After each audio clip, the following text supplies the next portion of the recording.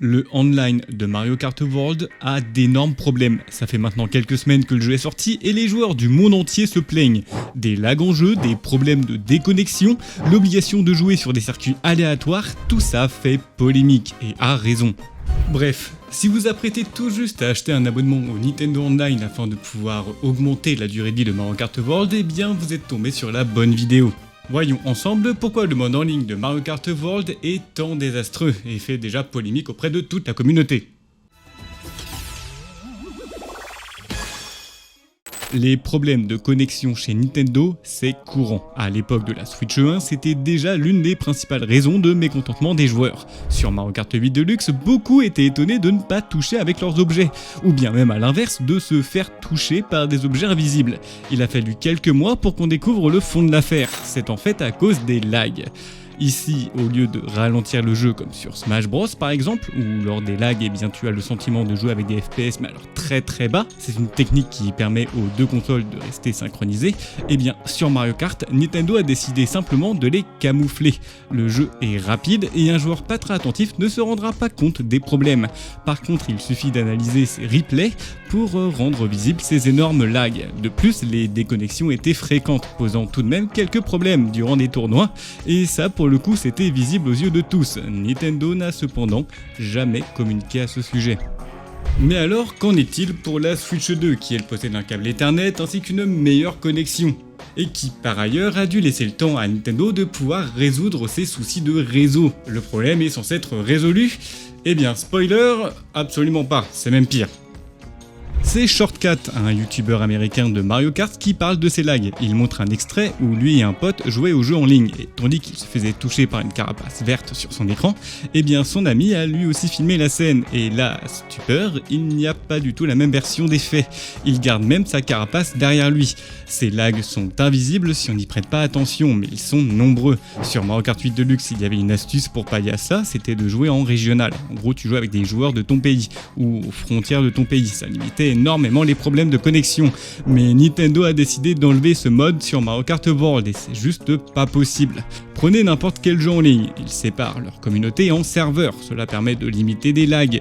Ici, il en est rien, donc tu joues avec des joueurs japonais avec un ping qui doit être énorme, ping forcément qui est invisible pour les joueurs. La polémique commence à prendre forme. Alors forcément, les joueurs se plaignent sur les Reddit, beaucoup d'entre eux ont commencé à faire des recherches sur le jeu ainsi que des tests et ont découvert d'autres soucis. Si tu joues à Mario Kart World en mode portable, tu augmentes drastiquement tes chances d'être déconnecté en course. Je vous explique. Des joueurs ont fait le test et il s'avère que oui, la Switch 2 peine encore avec sa carte Wi-Fi. Je vais pas rentrer dans les détails techniques, mais en gros elle a du mal à se connecter en 5 GHz, soit une bande passante qui offre de meilleures performances. Cela crée donc des mini-coupures qui en jeu nous met un message d'erreur en se déconnectant de la partie. Je vais pas vous mentir, à titre personnel ça m'est arrivé quelques fois, mais c'était pas trop gênant, ça a l'air de dépendre de beaucoup de facteurs. Le lag est présent mais pas vraiment discernable pour un joueur lambda qui ne veut pas faire de la compétition. Mais le ras-le-bol reste cependant très compréhensible. Les joueurs payent un abonnement au Nintendo Online, donc on est censé avoir de bonnes performances, sans avoir à prier de ne pas avoir de soucis durant une course. Par contre, un problème qui va concerner n'importe quel joueur de Mario Kart World qui lancera sa première partie en ligne, c'est le choix des circuits. Lorsque vous lancez une game en ligne sur Mario Kart World, vous vous retrouvez en mode balade avec votre lobby en attendant la connexion de tous les joueurs. Une fois fait, le jeu te propose de choisir parmi 4 circuits. 3 circuits sont avec un icône prédéfini et le dernier situé en bas à droite est en fait un choix aléatoire. C'est un choix qui permet à la console de choisir parmi l'ensemble des circuits du jeu et d'en proposer un. Sur Mario Kart 8 Deluxe, cela existait aussi, généralement utilisé lorsque les courses à choisir ne te plaisaient pas. Mais alors, pourquoi sur Mario Kart World on arrive à ce genre de situation où quasiment la totalité du lobby choisit la course aléatoire ? Eh bien, car c'est le seul moyen de pouvoir jouer à des courses classiques. je m'explique.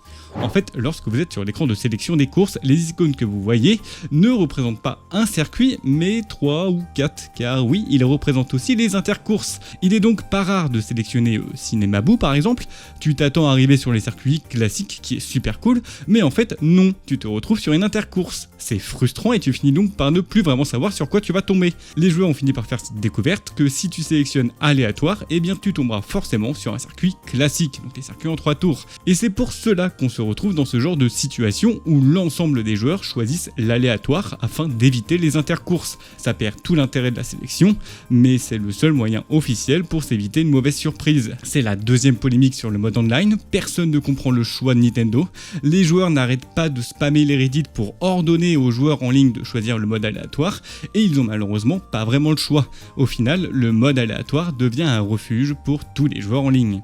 Mais j'en entends déjà certains me dire que les intercourses c'est pas mal, surtout en mode survie, que les décors sont magnifiques, et qu'ils offrent aussi aux joueurs la possibilité de faire des raccourcis assez simples. Alors oui, je l'entends pour le mode survie, par contre pour le mode classique, c'est un enfer. Il ne suffira aux joueurs de tester ne serait-ce qu'une seule fois une intercourse en mode classique en ligne pour comprendre que c'est une mauvaise idée. Et ce, à cause des joueurs eux-mêmes.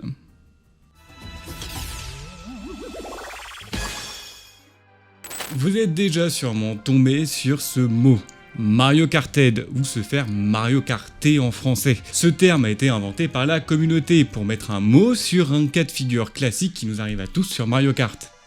Tu es en première position, tu te fais frapper par un premier objet, puis un second, puis encore un autre pour au final terminer dernier sans avoir pu faire quoi que ce soit. Sur Mario Kart 8 Deluxe, ça existait, mais contrairement à Mario Kart World, c'est juste de la rigolade. Sur Mario Kart World, tu passes de la première à la 20e place en une fraction de seconde. Il y a tout simplement trop de joueurs en course, sur le mode classique. Sur le mode survie, cela ne pose aucun problème, même au contraire, étant donné qu'au fur et à mesure de la course, des joueurs se font éliminer. Et bien une fois les 2-3 premiers checkpoints passés, tu te retrouves avec une ambiance similaire à Mario Kart 8 Deluxe. Les intercourses sont construits sur un principe où tu peux remonter très vite les joueurs grâce aux hors-piste et à tes objets, donc ça ne pose aucun problème. Par contre sur le mode classique, eh bien c'est juste injouable. Les joueurs auront tendance à rester en peloton, en gros à rester paqués en un gros bloc de joueurs. Sur Mario Kart 8 Deluxe c'était le cas aussi, mais avec 2 variables supplémentaires. 3 joueurs étaient loin devant, un peloton était au milieu de la course et enfin quelques joueurs étaient tout derrière. Si un joueur en 3ème position se faisait toucher, eh bien il ne perdait pas énormément de place. Sur Mario Kart World, eh bien c'est l'inverse, il y a un seul gros bloc de joueurs, surtout sur les intercourses, et donc au final, si tu te fais toucher, eh bien tu perdras énormément de place. C'est pas vraiment fun, alors c'est un petit peu différent sur les circuits classiques qui eux offrent généralement plein de chemins alternatifs ou bien de raccourcis permettant de vraiment prendre une distance avec les adversaires. Les intercourses, elles, eh bien ne le permettent pas, et donc ça devient vite un chaos totalement aléatoire. Beaucoup de joueurs ont l'espoir que Nintendo fasse machine arrière, qu'il laisse le mode 24 joueurs pour le mode survie, mais qu'il passe la limite à 12 joueurs pour le mode classique. Cela permettrait de réduire cet aspect aléatoire et chaotique des courses en ligne, car au final ça crée vraiment une frustration et un gros sentiment d'injustice pour les joueurs. Mais heureusement, Nintendo a réussi à faire encore plus injuste pour les joueurs, car même s'ils réussissent à terminer en première position en fin de course, eh bien il arrive que les joueurs perdent malgré tout des points. Et ça fait gros scandale.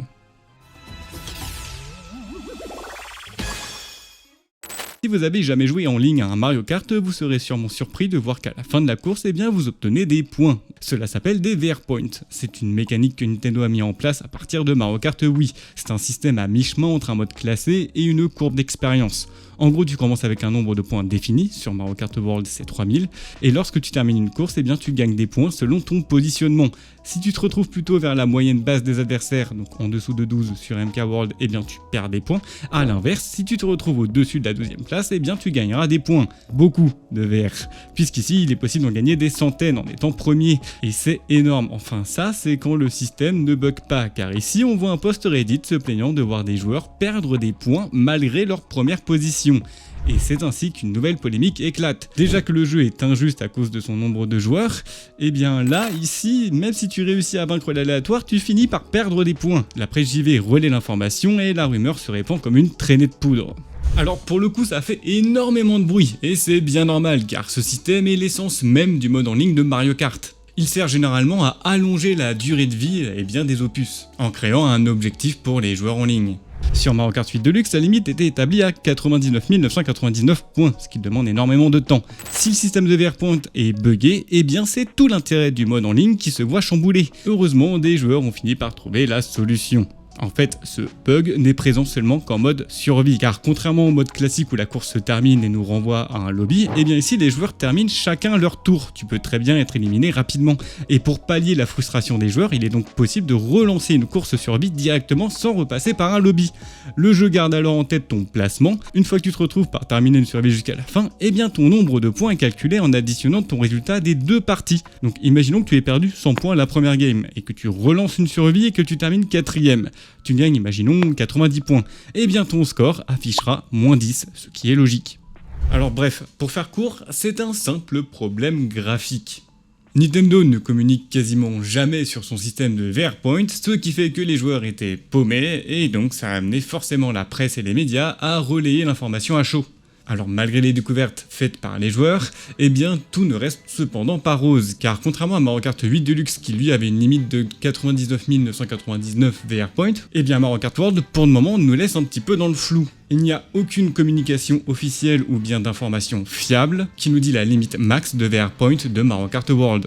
Puisque le jeu vient de sortir et qu'il est très difficile de générer des points une fois que vous avez atteint les 8000 VR. Une victoire te fera gagner moins de points qu'une défaite, c'est donc beaucoup plus fastidieux, deux théories s'affrontent, soit le jeu a une limite de 9999 points comme sur Mario Kart Wii, soit le jeu a une limite de 99 999 points comme sur Mario Kart 8 Deluxe. J'ai trouvé un seul screenshot montrant un joueur avec un total de 10k points, je ne sais pas si c'est un montage, mais cela semble vrai, mais je ne m'avancerai pas trop. Cependant, un problème reste majeur, c'est le système de local en ligne. Sur Mario Kart 8 Deluxe, tu pouvais jouer à 2 joueurs en ligne, chacun ayant son propre classement de VR points. Cela a été retiré sur Mario Kart World, le second joueur n'ayant aucun point à générer. C'est bien dommage, il en va de même pour le mode balade, jouable qu'en solo, mais qui cependant, une fois dans le lobby en ligne, mais cette fois-ci en 2 joueurs, eh bien ça ne pose aucun problème. Ce n'est donc pas un souci de performance, mais bien plus une volonté de Nintendo de rendre inaccessible le mode balade à 2 joueurs en hors ligne.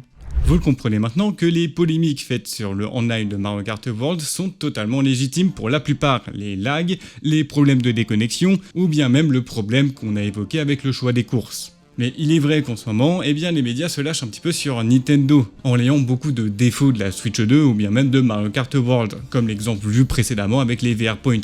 Par contre, le dernier point que j'aimerais aborder avec vous, qui est un point, je le sais, assez niche, c'est la fin du mode tournoi. Le mode tournoi, c'est un système qui permettait à n'importe quel joueur de créer un lobby privé. Il définissait une heure, un nombre de courses ainsi qu'un nom, et voilà, tu pouvais avoir un lobby ouvert à tous, qui pouvait durer le temps d'une après-midi. Il était même possible d'en créer des hebdomadaires, comme le tournoi des fleurs de Ponce, permettant à l'ensemble de la communauté francophone de se retrouver tous les dimanches pour jouer ensemble. Il suffisait seulement d'attendre l'ouverture de celui-ci. Mario Kart World a totalement supprimé ce système, pourtant bien utile pour la communauté. Alors je sais, c'est encore très niche, mais je me devais d'en parler. Peut-être que le système reverra le jour via une mise à jour, en tout cas je l'espère. Vous l'aurez compris, le online de Mario Kart World déçoit énormément les joueurs. L'opus Switch 2 était pour beaucoup l'occasion parfaite pour Nintendo de proposer enfin un vrai mode en ligne à Mario Kart, avec des nouvelles fonctionnalités. La hype étant d'autant plus grande à l'annonce du Game Chat, enfin Nintendo allait se charger de son mode en ligne. Mais il n'en est rien, au final on se retrouve avec les mêmes soucis qu'avant, si ce n'est même plus. Les joueurs râlent, beaucoup espèrent pouvoir faire changer les choses. À titre personnel, je trouve que le plus gros point faible de Nintendo, eh bien, c'est leur mode en ligne. Généralement plutôt obsolète et déjà placé à des années-lumière de ce que fait la concurrence. Et c'est bien dommage, mais je reste quand même dans l'attente, en espérant que Nintendo, eh bien, fasse bouger un petit peu les choses. Sur ce, je vous dis à la semaine prochaine pour une nouvelle vidéo.